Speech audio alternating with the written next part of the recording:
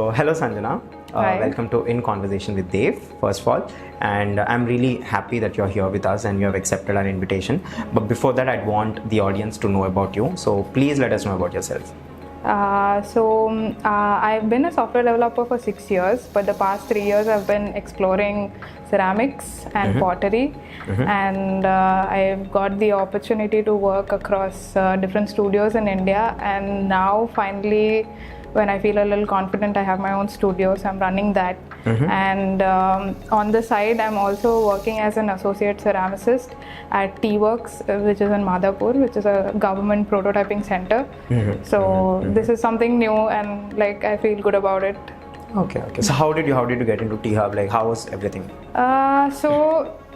After like my learning phase, I started like constructing my studio, just building on my studio. And meanwhile, I was also transitioning from doing my job. So in that gap, I used to take trainings outside. I used to do these workshops, one-day workshops in different cafes. I still do it. And then as a part of that, I used to do workshops in T-Works, which is a prototyping center. And then I just got a chance to speak to the studio manager once, and she said like they're looking for somebody who would help with the studio, and I thought like it's a safer way to transition into my business, so I kind of took that up to like learn a little more. Right. So 6 years into software developing, and now you are into this. Yes. How did that transition happen? It was a very long transition. Frankly speaking, I think 3 years down in the software industry, I was kind of sure I wouldn't be doing this as a career. But then I also wasn't fully sure about which other discipline I would be working on. So like in that gap, I tried a bunch of different things. But I've tried like UI UX, I've tried interaction design, because that's somewhere closer to what I'm doing, and it aligns with my degree. Right. But then I tried an internship, maybe that also wasn't the fit for me. And then because I was also applying to these design schools, I saw a course for ceramic and glass. That is when I even like understood that there is a whole thing and you can make a career out of it. But then again, like, you know, putting all your money, I mean, as a degree into a profession that I am not still sure about. So I didn't take it, I didn't do the whole master's or a formal degree in it. And I went for a residential course in Himachal. And then slowly. But then how did you think that this is it? Like, this is what you would do? I understand that you're not very quite sure, but then you still started it. So how did that come to you? So like the same thing. So while I was applying to these courses for masters in design, and when I came across ceramics, I first looked it up on YouTube. I know it's a very dumb thing, but then like I looked not up very dumb thing. Not a dumb thing, but so it was very quick, where like it just clicked that, you know, this is something I would do. And this was I've always been interested in art, so I knew I needed some way to, you know, let art happen in my life. So that is when ceramics was in the middle of it. Correct. So there's little design, there is also art, which was kind of perfect for my brain in the moment. And then I was like, okay, let me just give it a good shot and then decide if I want to do it or not. Right. Tell me after the residential part, like how did that happen? How was it for you? Yeah, I tried to look up online again for different courses, and I saw this really great pottery studio in Himachal Pradesh. It's one of the oldest studios for studio pottery. So they had a 3-month residential, and I was lucky to have this transition during the COVID time.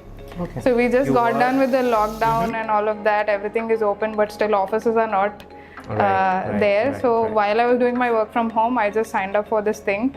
While doing work, I used to do the studio pottery as well. Luckily, also my shift. So you were in Himachal Pradesh, or were you here in? No, in Himachal. So while I was in Himachal also, my shift timings were convenient for me to do the course also. So I did both of them, finished with that. How long was it hard for you to catch it up? I think the first 2 months were kind of okay, because like my work was also like manageable.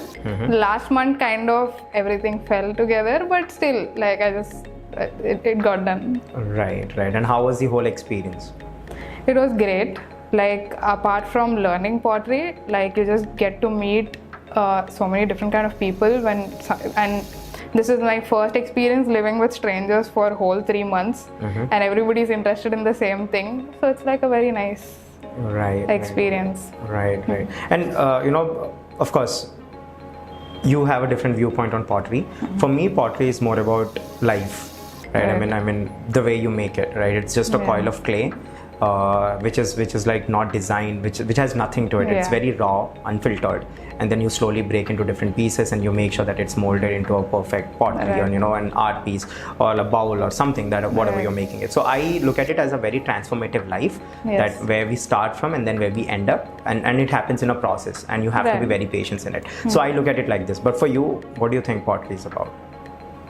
Yeah, I think what you said is absolutely right. Where like even if you see in art therapy, clay is kind of the first medium that they go to, because it's very constructive. Like when you're trying to work with it, you kind of see some immediate results, which will give you a little hope, and like it'll always come back to you. You will so may it be painting. I'm not to criticize painting, but like other mediums, and you still, that relapse time is little less. But once you start working with clay, you always try to come back. Even if it's a failure, you're always like trying to come back and build. And the moment you build, no matter how low you are at, that little thing, even a small cup you pinch and you make, you have some sort of affirmity. So you kind of get grounded, and it all comes back. And actually, this is very true that you mentioned, because while doing something like this, you can't have much time. Right? You just can't make it half, and you can go for chill for like an hour and come back and try to do it. No, I'll get to it. Can we? Yes, you can. Okay. So like when you move towards larger sculptures or larger pieces, you essentially have to build it in pieces. Right. So and that's what life is all about, right? When you have bigger goals, that happens slowly. Wow, I'm going to be a teacher now. I mean, of course, right? I mean, when you're making a small ball, it takes relatively lesser time. But when you're aiming for something, a spectacular, a masterpiece, I think that takes time. And I think pottery really teaches us that, in life, whatever you want to do, have that patience. Make sure, you're taking your time, that process, and enjoying that process as well. Taking your time to have and understand, strategize what to do, what not to do. True. Wow. It's like majorly about patience. Right. And more about like letting go. With pottery, even though it might like the internet might have romanticized it as you immediately gravitate towards it, which is right, but then it can be equally frustrating because things keep breaking, especially when it comes to ceramics. A piece which is like fully done, once it goes into the furnace, you have no guarantee. Once it's subject to fire, it's out of your hands. So there might be a project you're working on 3 months straight, and then it goes into the kiln and it might crack. So that is where like that letting go, just the fact that you have to work back, also it grounds you very much. Correct. See, most of the people do not know actually that fire is also used. Most don't know. They just think that they make it and the clay gets toughened because of the air. But that's not the whole process. So I want you to please explain the process. So the thing with ceramics, with the complete details, because I also do not know much. Sure. So that's one of the most common questions I get in most of my workshops, or anybody who visits my studio. First thing is like, people don't think that ceramic products are clay, and they don't think that clay is something that needs to be fired. Both ways. So the process about ceramics is you start molding with. There are roughly 3 categories of clay. So any clay needs to be subject to some sort of heat for it to toughen. And that is when you can use it, and it won't go back to like clay when you add water. So we have something like low fired clay, mid fired clay, and high fired clay. So I work with high fired clay. This is what, once subject to heat, or like once it goes into a furnace, it gets hardened and it vitrifies. So like our tiles, which vitrifies and becomes strong. So our tiles are also made of clay. Our cups are also made of clay. That is something like, there are so many applications of ceramics that people don't notice immediately. So like as an activity, sometimes I ask them to point out the ceramics around you. You won't be able to, but there are so many applications. It's there in your wiring sometimes. There's in your car coatings. There's in everywhere. So once you mold it, you let it dry for like 3 to 5 days. Once the whole moisture is gone, we put it in the furnace for the first time, where it is subject to like almost 70% of the temperature it can handle. So like around 1000 degrees. 1000 degrees Yes. centigrade. Yeah. Okay. So after it reaches 1000 degrees, it's hardened like our traditional pots, like our terracotta pots, but it's still porous. It can still absorb water. Correct. So at that stage, we kind of dip it in a solution called glaze. Glaze. It's a glaze. So it's just like a coating of glass that you're adhering to the surface of your pot. So we dip it in a glaze, put it back in the furnace for another 12 hours, which this time reaches up to 1250 degrees. And then that coating of the glaze kind of gets stuck onto your pot, and then it like fully becomes durable. You can put it in the microwave. It's food safe. Right. So we have one of your cups that you have made. Right. How much time does it take to make this? Just the making part might be just like 5-10 minutes, but then once the whole cycle will take it depends fully on the it depends fully on the furnace that you have. If you have a large furnace, you have to wait for the whole load to fit in. So maybe you wait for 500 mugs to go at a time. Right. But an average cycle time is around 2 weeks. 2 weeks? Yeah, 2 weeks. Okay, so this is a reminder to everyone that all the beautiful things take time. So please, if at all you're going through something and you're trying to do something, do not give up. It takes time. Yeah. Is that it? This is from me and Sanjana. Take this. All right. So now, Sanjana, since you have spoken about it, I just want to understand, how did you get this patience? Because I don't think I have this patience. I'm very impatient. Most of my friends also tell me that I'm impatient. So you tell me how to master this. Like, let's say I'm into pottery and I'm starting it right now. How do you say someone like me, or tell someone like me, advise someone like me who's impatient to actually try this and do something great out of it? Yeah, I think what helped me in the beginning, like even I was a little frustrated when a lot of my pieces were just breaking or cracking for some or the other reason. And that is where I kind of learned the lesson of making two. Okay. Always keeping like a backup, which also like in my life thing also, I've seen that where I was looking for the right transition to move. So like it imitates. Right. So what did you learn from this? Like, since you have mentioned about life also, so what is the best takeaways from pottery that you have taken for your life? Takeaways from pottery, I would say is first of all, like pottery or anything clay is very grounding in a sense. Like it gives you a real reality check, which I thought I kind of mastered when I did my course. I was feeling confident, all of that. But once like you're doing it in profession, it's a total different thing. So there's constantly new things you're learning, and you're always grounding yourself. No matter how skilled you are and whatever it is, it does take a lot of people's effort and a lot of other things to kind of make it happen. So I feel like taking support, taking help is very important. Wow. And that is what kind of helped me, because even though while I was transitioning, I was always looking for assurance from my family, my friends. They were always there. My mom was like very supportive. My dad also is like, he's kind of the technical guy, but then also very great. So he helps me give a reality check of how I'm going to do my business. My mom is always there to like, creatively give me that freedom. So, all that kind of things help. Perfect. So now, since you've spoken about your profession, about what you're doing currently, I want to understand what kind of a person you are. Are you this person who's patient enough to talk, to sit and tell about your profession or a hobby or something like that? But what kind of a person are you in general? Are you like serious, or you are very naughty, mischievous, laughable? Like, what kind of a person are you? I think I'm pretty much like this. I'm a little introverted. I have, like you, I don't think so. No, I am. This is something that people don't believe, but I am actually introverted. Okay, I have a tough time. Like I take a lot of time with people, so that's kind of tough. And I didn't see this aspect of like life coming in. Like as I'm doing pottery, I do a lot of workshops. that involves talking to a lot of people. Right. So that was like very difficult in the beginning. For me but also, then, this is occupational hazard, so you can't. Yeah, understand. yeah. So like, but somehow pottery again helped me with that also. Now I have little, like the first workshop I did, I was sweating it out. But then as I was doing that, it's like easier to talk to people. How are people who wants to learn pottery? I mean, of course, you have been in different workshops, right? So Yeah. how are people in general? Mostly people who sign up for pottery, I am glad so far, have come with a good understanding and like the patience. Hence, but there are like a very few minority people who will get weirdos? frustrated on site. Okay. Did you meet any weirdos anytime?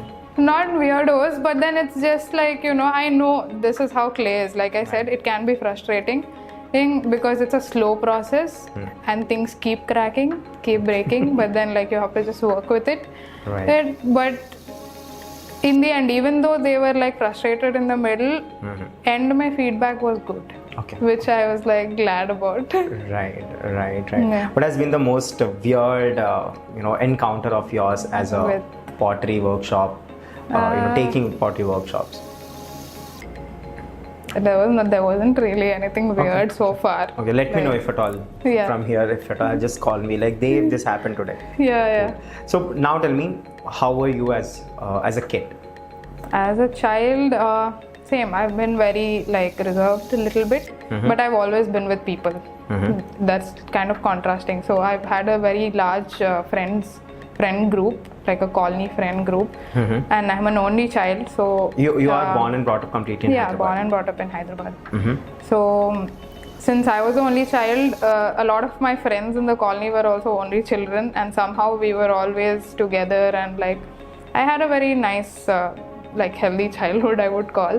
Right. Where we were always more like family. We would always talk. You were whose favorite? Mothers, fathers? Like whose favorite? Both. I Both? think. Yeah. Do you Kind have of. like siblings? No, I don't have siblings. Oh, you're single? Yes. Okay. Yeah. How's life as a single kid or a single child? Like, kid. how's it? I mean, I don't know how to differentiate because I don't know what it is But to live what do with you a think is sibling. the difference? Because I have two siblings myself, so I can't say how's. But From what I've heard, there's always like you have to share and all. They say, but then I don't know because like even though I'm single, I wouldn't say I'm like pampered, which is a good thing. okay. Yeah. Very nice, very nice. Cool, and of course, then you would be your favorites, right? Your papa's and mama's favorite, of course, because you're only one. Only child, Yeah. I think. Yeah, I have two, but I feel bad for you though because there are lots of things that happens with siblings. You share. Yeah, there are lots of things. We Yeah. fight, we cry, we bite each other sometimes. We are mad. Sometimes I mean when we were kids, of course. Yeah, perfect. So, how's your relationship with your parents? So far, so good. So, like, somehow both of them are very hardworking. That kind of like helps me in whatever way I'm growing.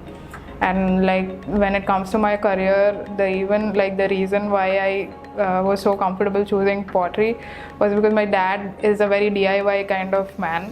Okay. He wants to build everything. Okay, wow. Which is like super cool. Like he's always wanted to build a pizza What has oven. been the best thing that he has built ever? He built a pizza oven, a firewood oven, electric oven. So like he keeps doing things. Like all my childhood, I've seen him build things. Can you please give me his number? I'd want to call him on the podcast as well. How does he build it?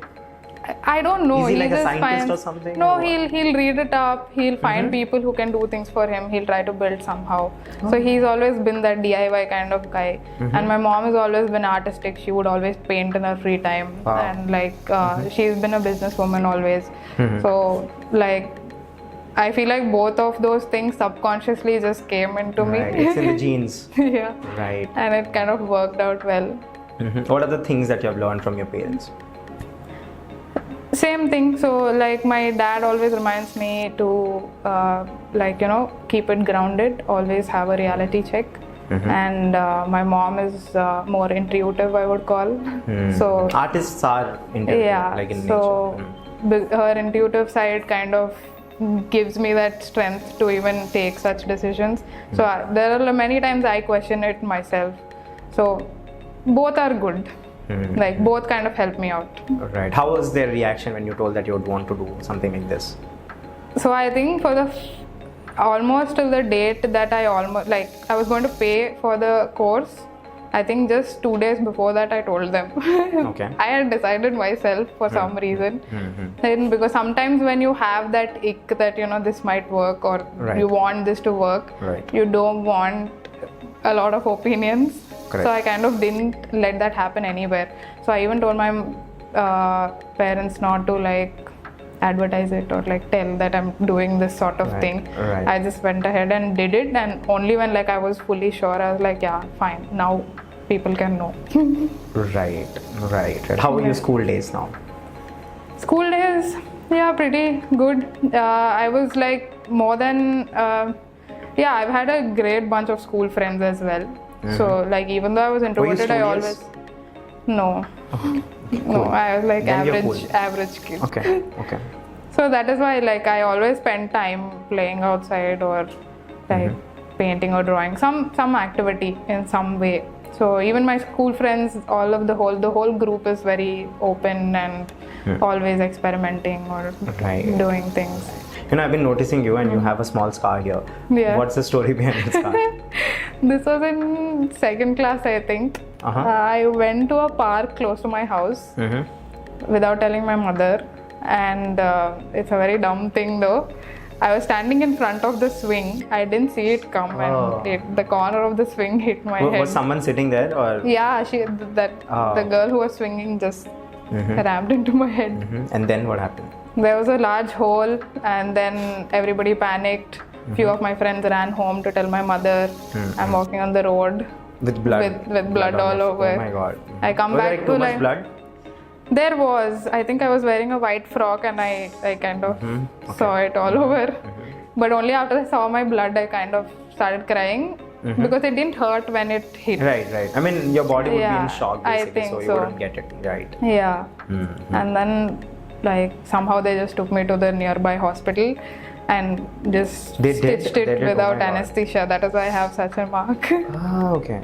No, I had one as well. Yeah, I think most kids will have something around the eye. Yeah. I was very mischievous though. You were like a very good kid. I'm not at all. Not good kid. Oh, But you're not? yeah. Okay. Get it. How was your college life? How was it? College was sedentary. I don't know how to pronounce that. What? Sorry? College was very normal. It wasn't like I was doing anything extraordinary. It was a very average college life. I think I was in a phase of life where I wasn't sure about anything. So Right. Like what to I do, what wasn't not to do. thinking much. I just kind of went with the flow for those years. Right. And then you got a job. How was the experience at getting job? Like what was the thing? Like when you entered the office, how was everything? Job was fine. So you were in corporate for 6 years, right? Yeah, Tell me 6 that experience, like the whole corporate experience. So I kind of kept myself away from the whole corporate drama, I think, because I was lucky enough to always be put into teams that had very few people in Hyderabad. Okay. So if I had team of 6 members, there was only 2 people in Hyderabad. The rest would have been either abroad or Pune or somewhere. Okay. So I didn't have a team kind of always looking at me and what I was doing. So I would just do my work and get out as soon as possible. Okay. So I kind of was lucky with that. You had friends, did you make friends in your corporate? I had friends when I did my corporate training as soon as I joined. I think that 2.5 months I made the friends that kind of stuck on till now. But beyond that, I don't think I socialized much for those years. So I think after 3 years, COVID hit.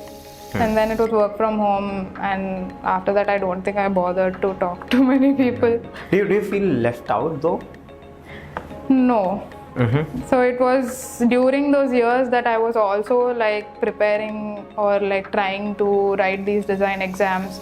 I was always occupied with something else, so I didn't feel left out from not having friends at work or anything like that. I just had acquaintances and a few people that I would talk to, close team. But beyond that, I kind of didn't go into knowing people as much. Right. I can see your tattoos. Yeah. How about that as well? So. Yeah. How about tattoos, and how did you start?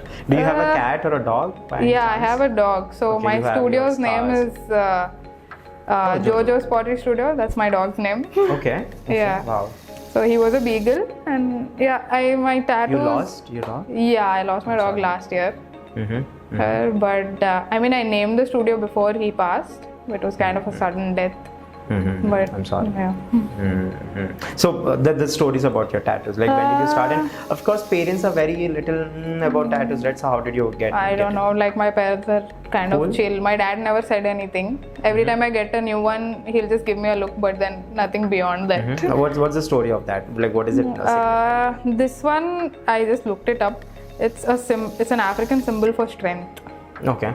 So I think the last year I've been having little trouble with my hand, maybe because of overworking or I don't know what. Because of the pottery? I Because don't you know. use your hands, right, a It lot? could be everything because Okay. I don't want to point it fully on pottery. Though pottery Yeah. does, like Yeah. left hand does take a lot of toll, Straight, yeah. strain. But it could be phone usage. Phone? Yeah, phone also. It's a serious problem Pottery now. also. Phones are Everybody's serious got that problem. So I don't know. Right. So I just got one for strength. So that it'll help because I know my career is kind of based on this hand. Right. So moving forward, do you like plan to get more tattoos? I don't know. It's not like I'm fixated that I want these many number of tattoos. If I feel it, I'll get it. Most of the tattoos that I've got are kind of spontaneous, so I don't plan them too much. I don't have a tattoo on myself. When I was a kid, basically, I don't think when I was in my college, I thought of getting like very big tattoos and all of that, my bare body and all of that. I thought a lot. But I don't know, I'm not into tattoos as of now. Like not into them. Maybe I don't know if I'd get it or not. But what happens once you get the tattoo? Because now you know that it's permanent. Most of the time, I feel like you forget that you have it because you kind of get used to it. Like I don't remember that I have so many. Like I don't look at them. What are the dots here? Like these are different. This one's supposed to be the Is word. it a Morse code? Yeah, it's Morse code. Okay. For your birthday, for what? No, it's the word present in Morse code. Okay. So that is there, and then I've got one with like a flower blooming. Yeah. Slowly. Symbol for like growth. Right. I've got my dog's name on this. Right. My mother and I got it together after him. But yeah. Wow. So you were a dog mother. Yeah. How is that? How Dog the experience? sister. Your dog sister. Oh, you're not dog mother. Okay. Oh, dog mother was your mom, right? Yes. So how is it? How does it feel like? And do you have any pets now? Yeah. Now we have 5. You have 5? Yeah. So Okay.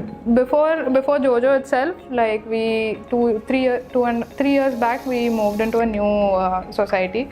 So there as soon as we moved, we saw that there were some pups, and my mom used to feed them and give water and all. But they never like entered our house. They would always be outside. Right.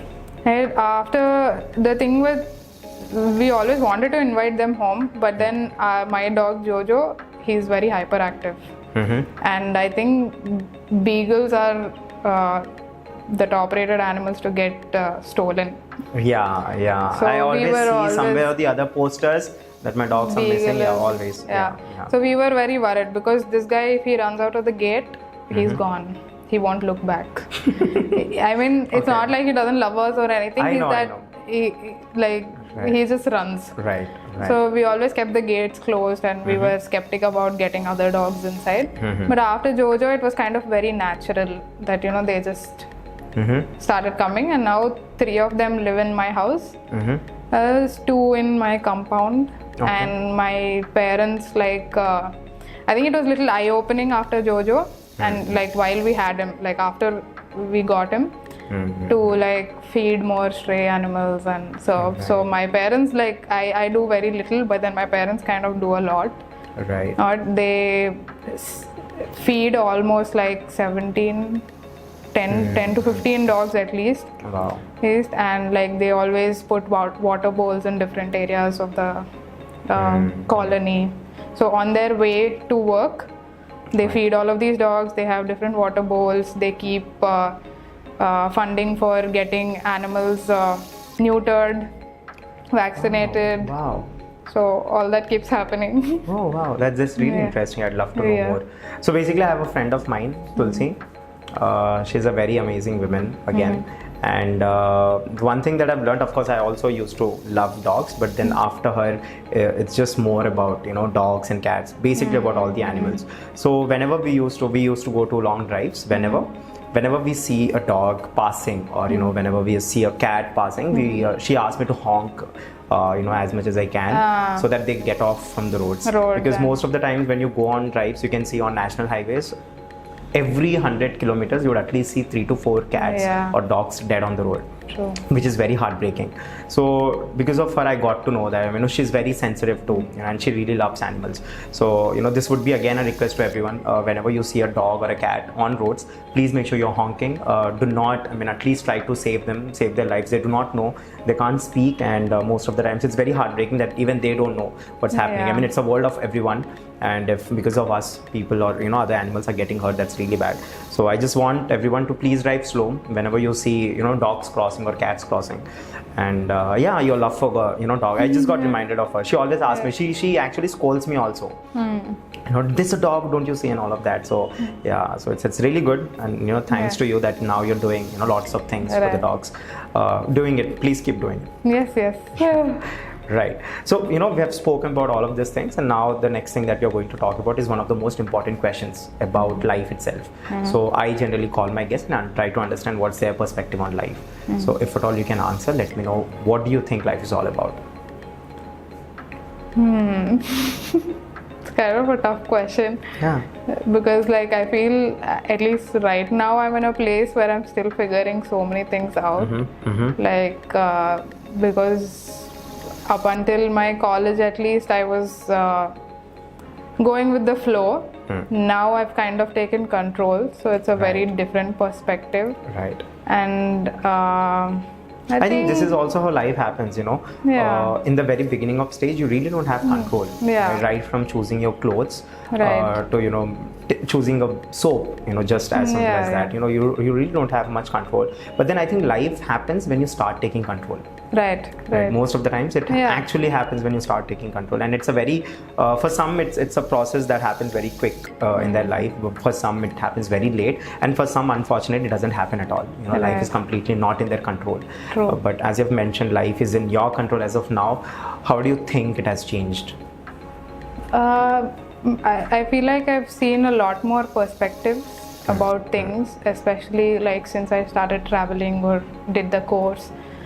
You see it from eyes of so many different age groups, different professions, all of them. And then like every new thing you do and new place you go to, it's always about perspective, how one other person is seeing it. So it's always about like learning from how people are going through certain things. That kind of adds on to your or personal journey. That kind of helps. So yeah, I think it's like as long as you're trying to see it right, trying to make it work for you, you will have a smooth journey.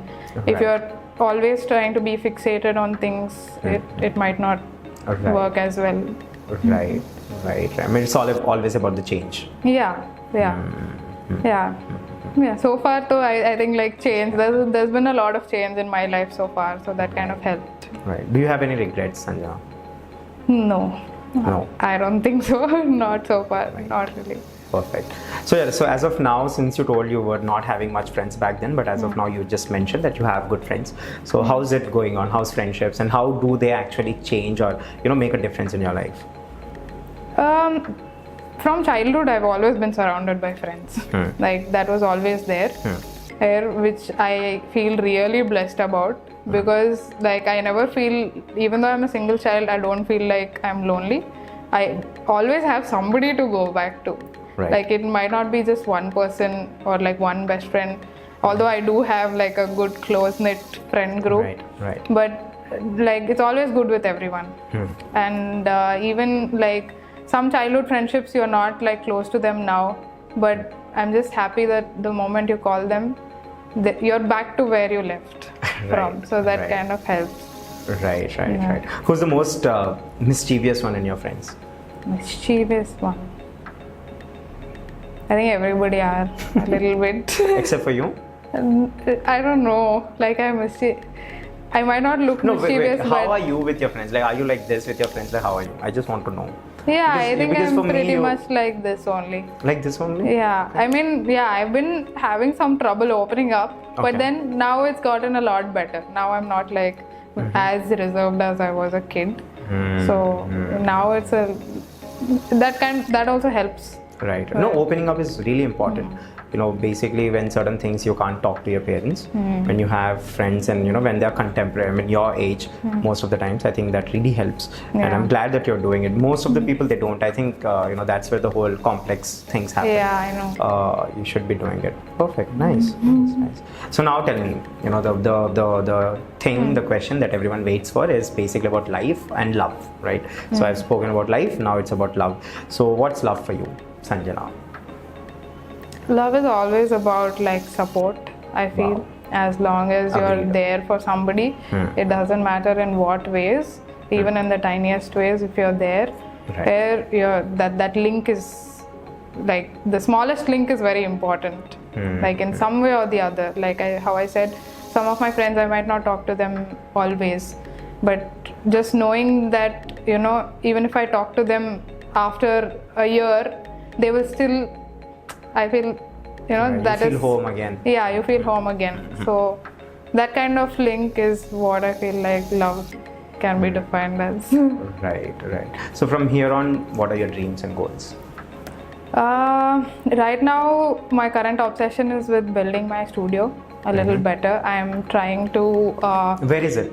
It's in Bolaram. It's close to the Kompally highway. Okay. Okay, so When am I invited? anytime, really, you can just walk in. Right. Thank you. So my studio, I'm trying to build it like a place where anybody can really come and work. This was something like I used to always lack. I mean, I wanted, I liked working on things or like drawing or painting, but as much as I'm reserved, I always wanted company Okay. just to make it happen. And I feel like a lot of artists go through that, where it's not like they're lacking ideas, but they're just lacking another person to work with. Let him work on what he's working, I'll also work. Just as long as I know there's somebody else working with Right. me, The company. kind right. of gives you that thing. So And it also inspires you at certain point of time. when you yeah, go, right? yeah, it When just keeps see- you going. Right. When you see someone working as well, I think it inspires you, Yeah. you know, to do better. Right. To continue doing it at least for the Yes. start, right? Yes. So that is what like I am trying to like make this space about. Not just for my production pottery that I want to do, but apart from that, have like memberships or people just come in and do whatever sort of art. It might not be just pottery. If you just want to come and like work in the space, you can come and work. Wow. I'd really love to come and visit it once. Yes. And I have lots of ideas as well around it. We'll discuss it later Yeah, on. sure. Perfect. All right. So first of all the best for Thank that. And I really hope everything goes well. And I'd be visiting it very soon. So I'd see how you're doing it. I'd also give you certain ideas. I have very different ideas. Yeah. You'd get inspired though. I'm very artistic. Good. I'm glad. Yeah, I am artistic. I wanted to do everything somehow in my life, but you know, there are very few things that I could hold on myself. Right. I wanted to actually learn a music instrument. Oh, right? nice. But then it was not my cup of tea. I think I did not give it much time. Patience. probably. Patience. You know, I'm very impatient. And you know, I've been working on that. And I think podcast is also one thing that I'm doing it because to have that patience to sit and listen to people's Right. stories. And now it's going very smooth. Right. And I Great. think everything takes a process. Your studio would also take its own time, and I'm sure it would all fall into the same place again, Yeah. you know, someday. Perfect. So now what we'll do is, this is officially the end of our podcast. It was great talking to you. Oh. But before we go, what we do is we basically play a small game, Okay. right? And let's say you lose the game, or let's say I lose the game. I have to do or perform a philanthropic dare. Right. Right. So the philanthropic dare would be like feeding kids, underprivileged kids, or you know, distributing something to someone who's underprivileged again, or go volunteering your time in a school or something. Right. Right. So we basically play a small game with our guests so that we inspire others, our viewers, also to do something good to the society. Right. Right. So we'll play this game. Cool. You're down. Cool. Right. So we'll play this. This blinking game. So basically, Okay. you'll look into my eyes, I'll look into your eyes. Yeah. Whoever blinks first, they would Okay. lose. Okay. And then we'll see what dare comes in. So here I've written 4 dares. Right. So Okay. let's say you lose or I lose. I'll have to choose a number, Okay. and 1, 2, 3, 4, whichever number, whatever is written, we'll have to do that. Okay. Perfect. I mean together. Yeah. All right. Perfect. Shall we start then? Yeah. Okay. So look into the camera. So we are playing the game now, the blinking game, and we'll see who blinks first. Whoever blinks first loses. All right. Cool. Okay. 3, True. 2. I think I'll be bad at this. Do you want to do the countdown or do you want me to? No, do the no, countdown? do it. It doesn't matter. 3, 2, 1. Oh Lord. I never I'm lost gonna this. laugh. No, I never. You lost. Okay. Yeah. Hi everyone. So Sanjana lost, but by the way, no one. I did not lose this game ever. Oh, Yeah, okay. this is like okay. my strongest game. Oh, Right. I So think since I'm bad Sanjana at lost, what I'll do is Sanjana, there are 4 things written here. So 1, 2, 3, 4, whichever number you would choose, I'll tell you what to do, and we'll have to do that together. All right. Number 3. 3.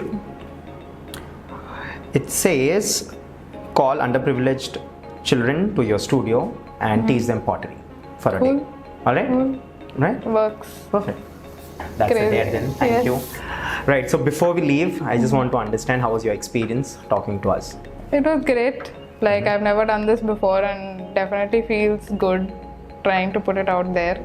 And like you've made it very seamless, and Yeah. I'm glad it know, went right? smooth. I know. All right. Thank you. Thank you, Yeah. Sanjana. Thank